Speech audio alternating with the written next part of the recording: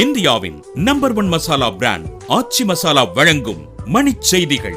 இணைந்து வழங்குபவர்கள் அரசன் சோப். ரொம்ப ரொம்ப நல்ல சோப்.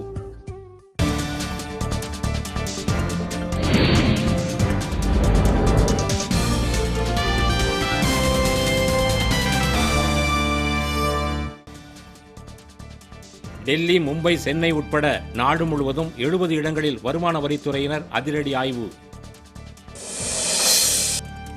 மணல் கொள்ளையால் தமிழக அரசுக்கு 20,000 கோடி ரூபாய் இழப்பு ஏற்பட்டுள்ளதாக மருத்துவர் ராமதாஸ் குற்றச்சாட்டு. இந்திய உச்சநீதிமன்றத்தின் 44வது தலைமை நீதிபதியாக பொறுப்பேற்றார் ஜெகதீஷ் சிங் ஹெகர்.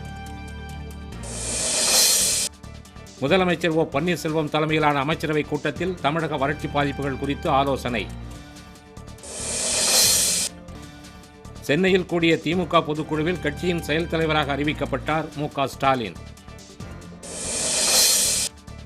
உத்தரப்பிரதேச மாநில தேர்தலில் மத ரீதியான பரப்புரையை பாஜக முன்வைக்காது என ராஜ்நாத் சிங் விளக்கம். பொங்கல் பரிசு தொகுப்பில் கரும்பு வழங்கப்படும் என்ற தமிழக அரசின் அறிவிப்புக்கு விவசாயிகள் வரவேற்பு. திருவள்ளூர் அருகே அரசின் சிறப்பு திட்டத்தில் வீட்டுமனைகள் நீர்நிலையை ஆக்கிரமித்து உருவாக்கப்பட்டதால் சர்ச்சை. புவி வெப்பமாதலை தடுக்க வலியுறுத்தி சென்னையில் கல்லூரி மாணவ மாணவிகள் விழிப்புணர்வு ஊர்வலம். மியான்மர் நாட்டில் நள்ளிரவில் நிலநடுக்கம்.